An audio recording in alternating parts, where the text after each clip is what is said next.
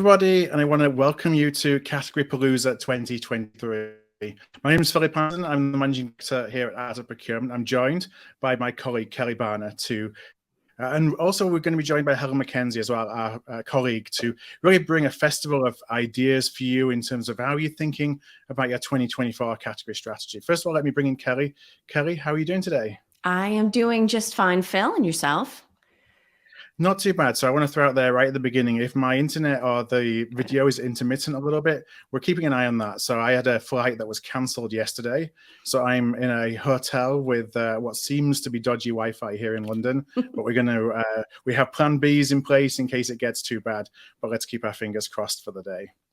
Exactly. Now, I do want to thank all of our partners in making today possible. I want to thank Fine-Tune, Core-Centric, Procurement IQ, and Procure Analytics, really for being great partners of Art of Procurement. And without their support, we really wouldn't be able to put on events like we do today. Now, we have a few sessions in store today. So, Kelly, let me hand over for you to let everybody know what they have in store today. Absolutely. So we run Category Palooza every year, both because it's a slightly less formal format, right? It's our summer festival, but we also take different perspectives on the idea of category management. And I think you're going to see that in full force today. Not going to say anything about the first session because we'll actually be kicking that off in just a minute. But we have 4 other sessions today. Some of them are specific category focused, and some of them actually will give you techniques and insights that apply across categories. And that's where we'll be going in session 2. We'll be looking at the idea of global sourcing and what that actually means in practice. From there, we're going to break down some commonly held myths about GPOs, or group purchasing organizations, and which categories those effectively apply to. From there, we're going to dig into a couple of specific categories. First, packaging, with a particular focus on sustainability and how to bring that to effect. And then we're going to wrap the day by going to energy and utilities. Now, it's a large, complex category, but if you don't happen to have responsibility for that, one of the things I was surprised to learn in doing all of the prep for that final session is just how many transferable ideas and strategies and learnings there are from energy and utilities that will apply regardless of the complex category you happen to be managing. So we've got 3 solid hours of jam-packed sessions, all live speakers from across the category management spectrum that will be joining us today. Yeah, and I think that's one of the great things about when you listen into category-specific sessions, the things that you can take away and actually, good ideas sometimes come from areas that you haven't thought about before. So there's a lot of kind of these ideas that are specifically used and often used in one category that may not have crossed categories. So looking forward to getting some of those ideas across as well. Now, and this ties in. Oh, sorry, go ahead.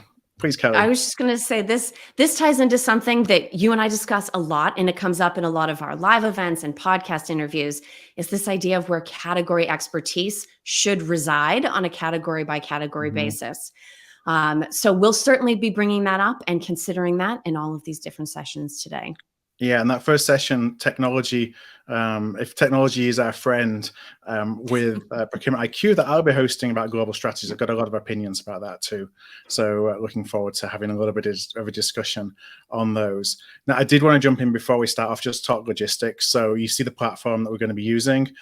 We really want to encourage you to ask questions, leave comments, let us know where you're joining from. Anything in that chat between Kelly, Helen, and I, we're going to be keeping our eye on those, bringing those into the sessions as much as we possibly can. So both questions and chat. There is actually a Q&A tab. You can see it in that sidebar on the right-hand side, but by all means, pop stuff in the chat as well. We're going to be keeping an eye on both of those, so please don't hesitate to do that.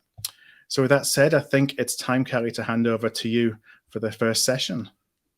Excellent. All right, so today we're kicking off with one of my favorite categories.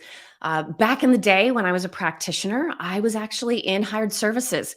I think I got assigned to that because I didn't know enough not to be asked to assign there. But it's actually served as an advantage for me as I've expanded into tech categories and product-facing categories. Now, services can be complex, but we're not just taking on any services today. We're actually going to look at large venue services. And to do that with firsthand experience, I'd like to share that I'm joined today by Matt Mehler. Now, I recently met Matt through a mutual friend, and he and I did an interview that's coming up not tomorrow, but next week on The Sourcing Hero. So if you enjoy what we're discussing here today, definitely be on the lookout for that.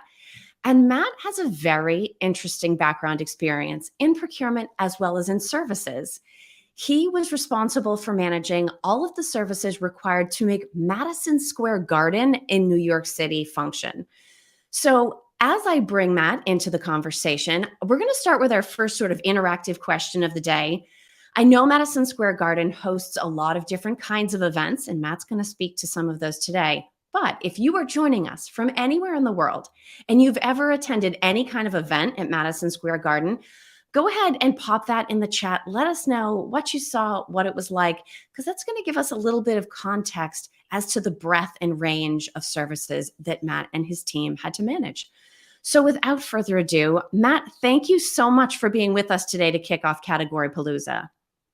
Thanks for having me, Kelly. Now, before we start to dig into your actual work, how does one end up becoming the head of services procurement at Madison Square Garden? That's a good question. Certainly didn't grow up thinking that's what I wanted to do for a living. But unlike most people that are in procurement, I actually did have the background in supply chain management in my undergrad, enjoyed it, sought that out after college, found myself in a procurement role at a young age and really enjoyed the function. I enjoyed everything about procurement, how it collaborates across the business, how you learn different functions that help the organization run, and it's never the same thing day to day.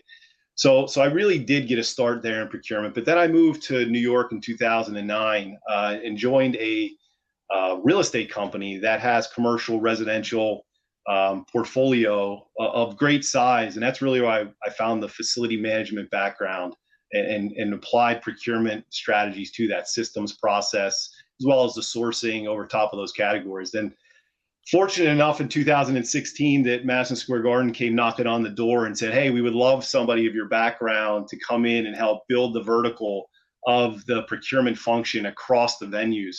And really had that opportunity to do that. People don't understand what Madison Square Garden, it actually isn't just the arena. There's a theater underneath it. It also operates the Radio City Music Hall, Beacon Theater in New York, as well as Chicago Theater in Chicago, and the Forum over in LA at the time, no longer, but certainly a large venue that people, if they're on the West Coast of the US, have experienced. Mm-hmm. And then if you've been following social media lately, the big sphere in Vegas is getting a lot of attention too. So it's a very dynamic portfolio and fortunate enough to bring that category expertise of facility management construction to that portfolio. Now, Matt, I'm watching all these comments come in, and it's actually amazing how many different types of events. I'll just go super broad. We've had people talk about basketball. We've had people talk about hockey. We've heard theater. We've heard music concerts. And you've talked about the fact that it's actually multiple different types of facilities that are managed as part of this group. Can you give us an example of some of the different types of services, some that even attendees might be aware of and others that are a little bit behind the scenes, to give us a sense of what you were managing as part of this category? Yeah, sure. And I'll break that down into two different functions, I'll say, with my time there. So I started there within that vertical of facility management construction. So anything that it takes to run a building. And interestingly enough, I had all that experience going in.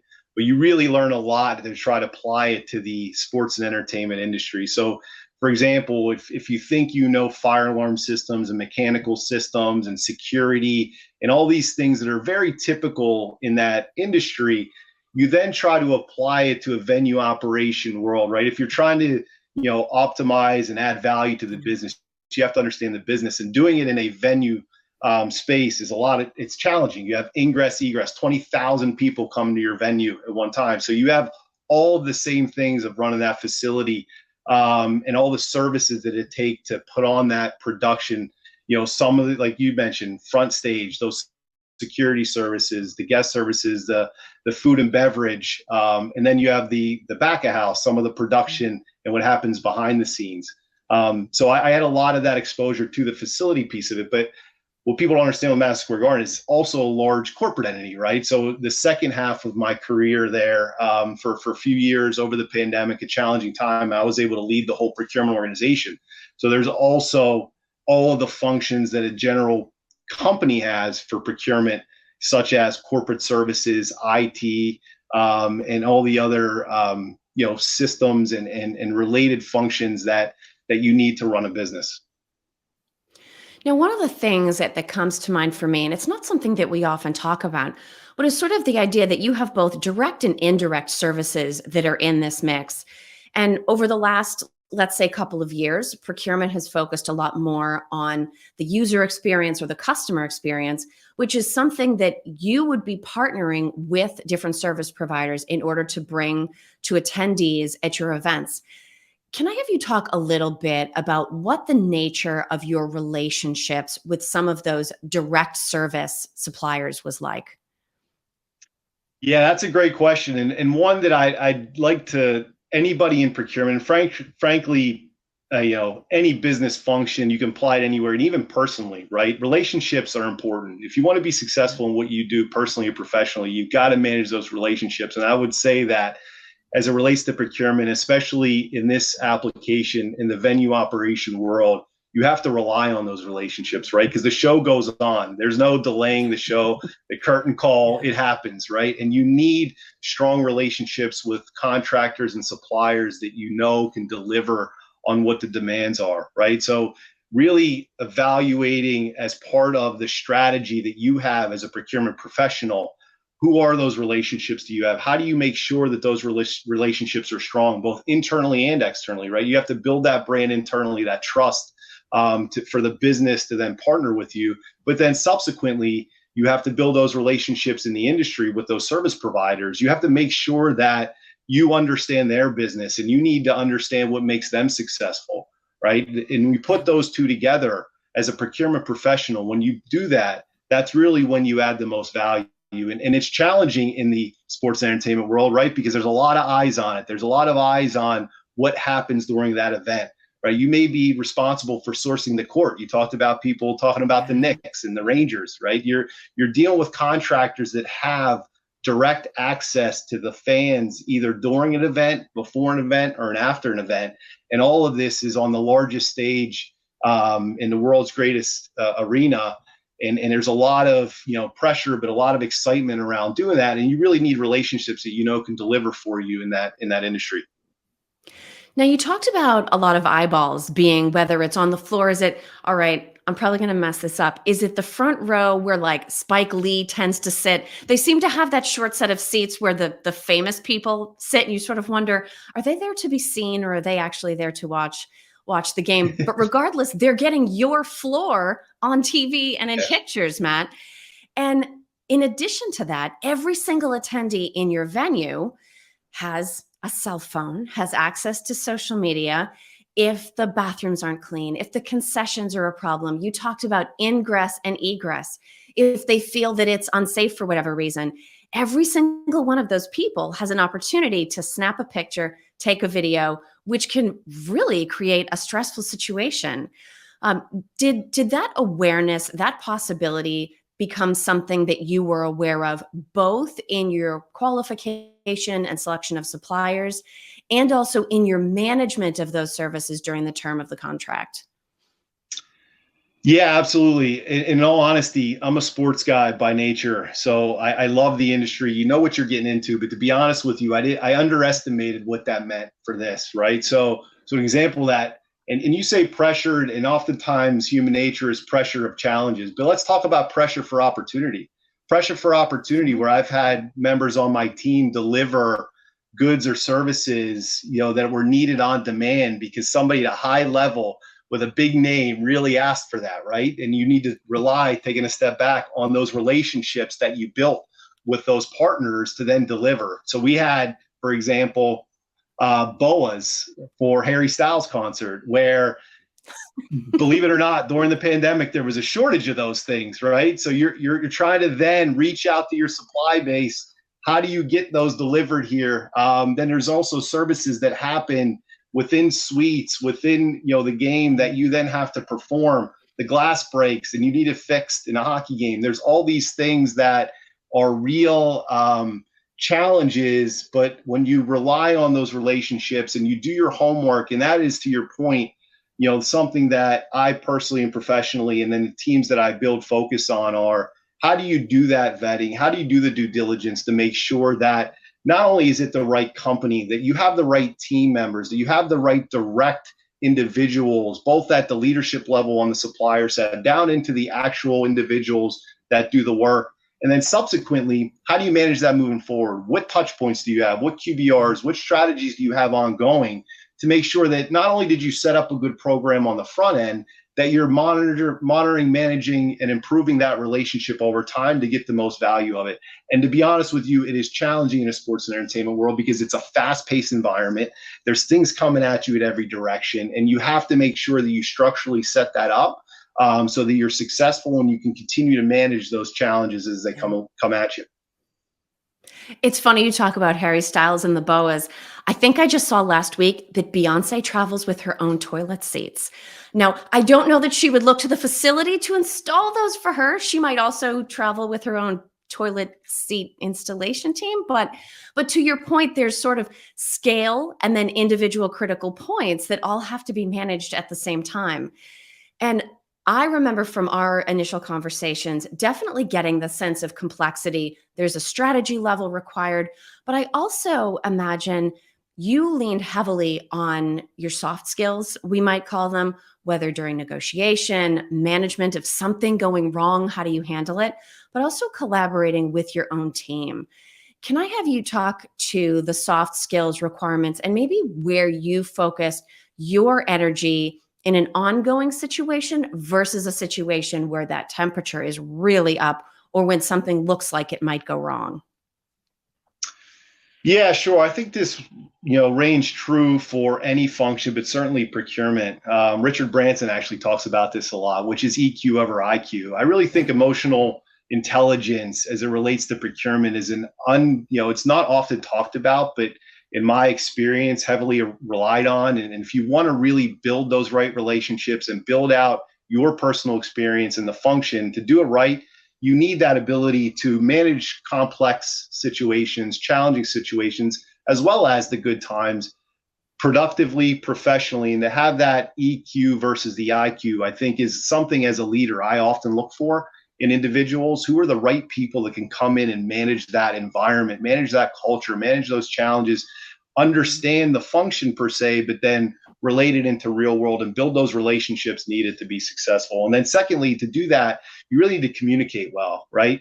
You need to be able to have those discussions, and communication is founded upon trust and honesty, right? So to have that integrity, that trust, and build that within the organization, but then subsequently outside of it with those third parties, and bring that triangle together, the function as well as the business and the suppliers.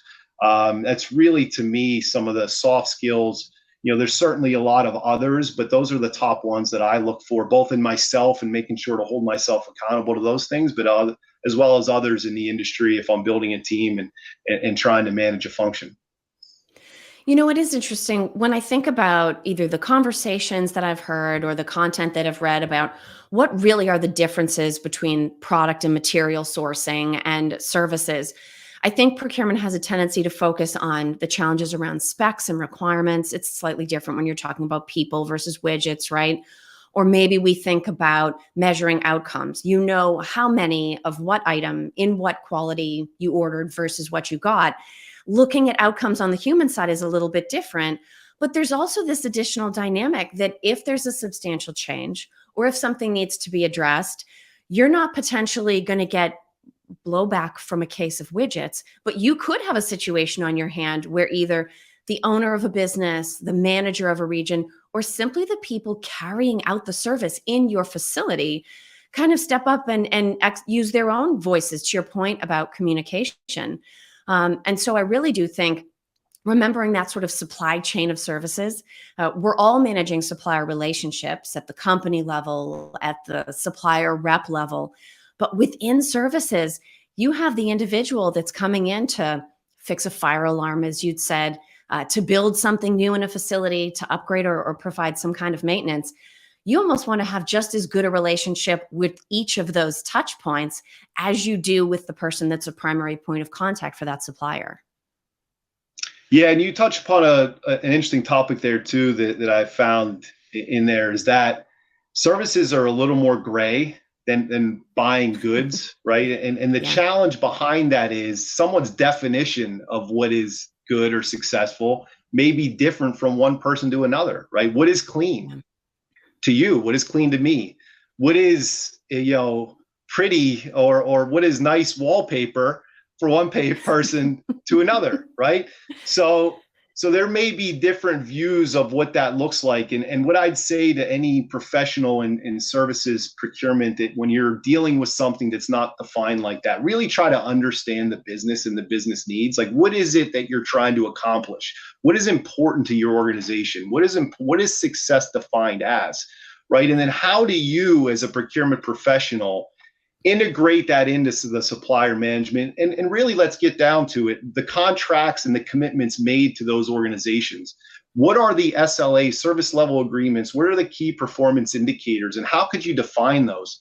How do you define them in an agreement and then hold individuals accountable? And I say individuals because sometimes it's often holding your own organization accountable to delivering what you need to. So I think that's really the fun part of services procurement that becomes, it's also a challenge, but at the same time, an opportunity, because when it is difficult to define like that and you help put the structure there, that to me is where you really add the value and really try to get the wins for yourself and for the organization. Now, when we think about the nature of those wins, certainly things have to happen in the right way at the right time so that none of these events are disrupted. But it's still procurement, and there are multiple business objectives you're trying to satisfy, one of which undoubtedly has to be sustainability. Can you talk about how green or sustainability initiatives came into your services work at Madison Square Garden? Yeah, sure.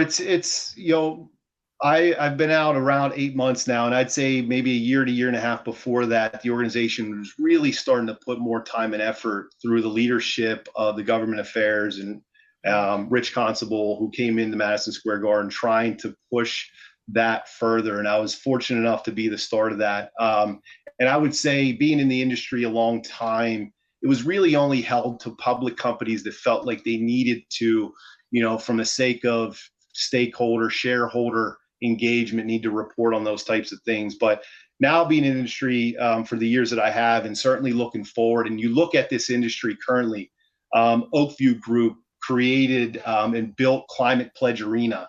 You have OVG 360 that's part of Oakview, create a coalition around sustainability. You have ASM Global this past year put out amazing stats that they plan to achieve around sustainability. And my experience really has been trying to drive those green initiatives from a service perspective in a lot of the obvious categories that are high spend energy you're going to talk about later today, right? There's a lot of opportunity in these venues that are massive energy users to then drive sustainability through things like curtailment, which is what people are finding is that it used to be a conversation because it was nice to talk about on paper, but really down to the bottom line, really add financial benefit.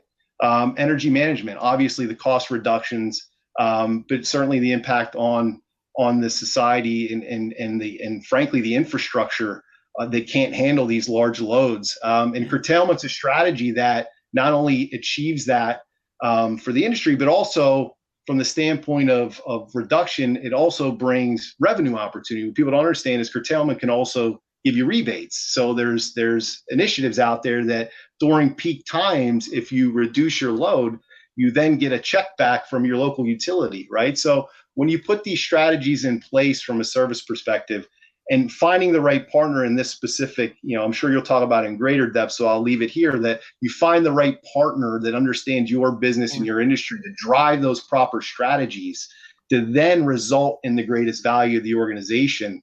That's really what, from a procurement perspective. And that's one category that I was able to put in place. And then to parlay a potential topic later, also try to drive value with additional revenue from sponsorships perspective, because the sustainability in green space is a very important topic. And there's a lot of providers out there that want to be a part of the brands that these large venues offer and the exposure that they give to the market. So they're often willing to open their own pocketbooks to then be a part of your organization and help drive those strategies.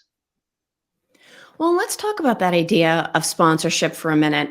When you think about these large venues, they're hosting events, whether it's hockey or a concert, we're all familiar with that strip that goes around or the thing on the big TV display that says, brought to you by whoever it is. I know locally, I'm pretty sure Office Depot is the official office supplies provider of the Boston Red Sox, but somebody at the Fenway Sports Group also has to negotiate office supplies.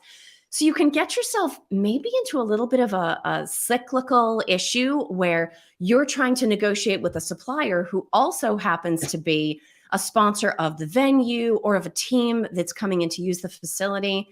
Can you talk a little bit about some of the either complexities or additional considerations that dual dynamic brought into your work? Yeah, absolutely. And this is another one that was heavily thought about before joining, and frankly was part of the interview process. And I kind of understood it, but being in the industry now, I definitely have a greater understanding. I love to share with your listeners today that there is an element of procurement and supplier management that is challenging from the perspective that you have partners that invest back in you. But to me, this was one thing I differentiated myself from others that were in this function. I didn't get scared of that. I thought it was an amazing opportunity for a couple different perspectives. But first and foremost, in procurement, you really always see yourself as judging the performance of the suppliers that are performing for you. And I really felt like if you're going to say to a supplier, let's work on supplier relationship management as a defined function, right? That's often a buzzword in procurement, right? What better opportunity to be in a position where you're now being judged by the supplier of how much value you're adding back to them, right? And the industry struggles with this a little bit because, let's be honest, the revenue drives the business, and revenue is fun to talk about. Is cost savings is fun? Maybe for some organizations, but not necessarily as much as the sales side.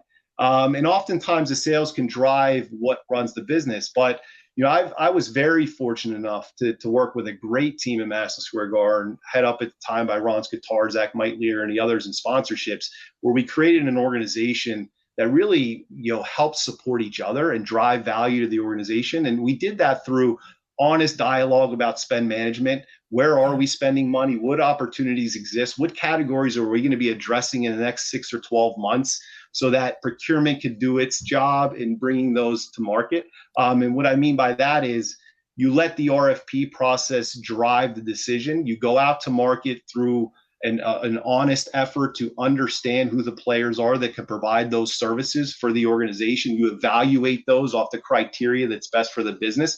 And then you ask, is there a hospitality partnership opportunity? And then you evaluate the full business opportunity and total cost of ownership as it relates to the decisions that you make, which really optimizes the fact that whatever decision you make with the partner you're working with is best for the business and long-term strategy and success. Because ultimately, any deal that you put in place, both business or sponsorships, you want it to last, right? You want that to be a mutually beneficial, decision for both organizations. And the procurement function allowed that to happen. There's often times where sponsorships may have a deal on the sponsorship side that may not be the best for the business. And at times, to be honest with you, that still happens. And that's okay, right? But that's even more of an opportunity to procurement to then, how do you dig into that? How do you manage that supplier so that you ultimately can add value to the business? How do you get that business back on track? And honestly, it's a dynamic that a lot of industries just don't have, that it's been fun part of bringing this value to the table for Madison Square Garden and others in the industry that I've been fortunate enough to work with since. Yeah. And I do, Matt, before I ask you a follow-up on that, I have a fact check. Thank you, Seth. Art of Procurement has the best audience members. WB Mason is actually the official office supplies provider of the Boston Red Sox. So if you're a fan of Boston or not, okay, you can now choose in or choose out, obviously, my loyalties. So, and these things change, right? You could have Office Depot and then it switches to WB Mason and that even reshuffles everything. W. Mason also does the New York Mets. They're big in the baseball industry. So a lot of office supplies usage among yes. baseball fans, apparently. I always just trust that these big brands have this sort of all figured out. Now, before we wrap, and I'll just throw this out there, if anybody has any other questions you want me to pose to Matt, we have a couple of minutes. Pop those into the chat and I'll watch for them. But I would be remiss in bringing you here and just keeping you focused on all this procurement and services stuff. Given the opportunities that you had to work at Madison Square Garden, in front of the scenes, behind the scenes, are there any really cool brushes with fame or neat stories that you want to share with our audience based on your experience? Yes, but this show doesn't last that long to have them all in this short period of time. But there are a few. There's personal ones like meeting Mark Messier and other entertainers and individuals that I've had the exposure and experience and thankfully to do that. But to tie it to both personal and professional, one of the major, I say, accomplishments at my time was managing a project around upgrading the training facility. For those that don't know, one of the facilities that Madison Square Garden owns is a training facility outside of New York City where the teams actually practice. And they built that a couple decades ago. And for a lot of times, it was one of the best facilities at the time. But if you're following this industry, construction and advancements in technology and the experience of these players is top of mind. And MSG was investing significantly in that facility. And I had the opportunity to work with some legends on the sports operations side around upgrading that facility and bringing a procurement background in facility management construction and how to do that right. I actually saved the company around $6 to $7 million in the strategy on how to go to market, ultimately adding value that was reinvested back. So we went back to leadership and said, hey, we saved a bunch of money. What would you like to do with it? And fortunately, they actually said, we gave you a budget, go ahead and spend it. And then that was put back into the project with a lot of value adds to the player experience, to employee experience, and how to make that facility better. Player entrance that wasn't part of the ultimate design, some AV audio, cool technology that was given to the coaching staff to then manage the player experience. So there was a lot of awesome, real value added from a procurement perspective. And then through that, I got to meet some legendary individuals as part of the Rangers and the Knicks organization. And from a procurement perspective, having them see and understand the value that was added, I thought was, just from somebody that comes from a sports background.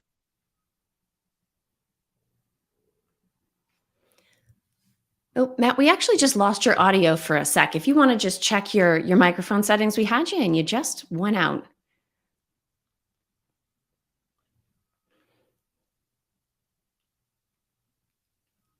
Give Matt a second to reconnect.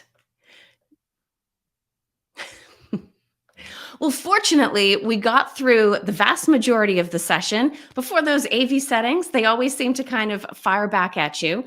Matt, I want to thank you for sharing your experience. We've had some amazing comments over here. People love the stories and your willingness to talk about what you learned and your approach to managing services at a large venue like Madison Square Garden. I definitely advocate check out Matt's profile on LinkedIn, connect with him there. Of course, watch for his upcoming interview, episode of the Sourcing Hero podcast. We're just starting to wrap up this session. Since this is the first session of the day, this is a good chance to point out a few of the things down at the bottom. You'll see a little emoji button. You'll see some hands going up. Join me in giving Matt a little round of applause for being with us today from vacation, I might add. Talk about dedication. We're wrapping this session in a minute. You'll have 5 minutes in between. And then we'll be joined in session 2 by the team from Procurement IQ, who will be talking about leveraging robust data in global sourcing. So one of those cross-category sessions. Thank you so much for being here with us to kick off Category Palooza 2023. We will see you all in just a few minutes.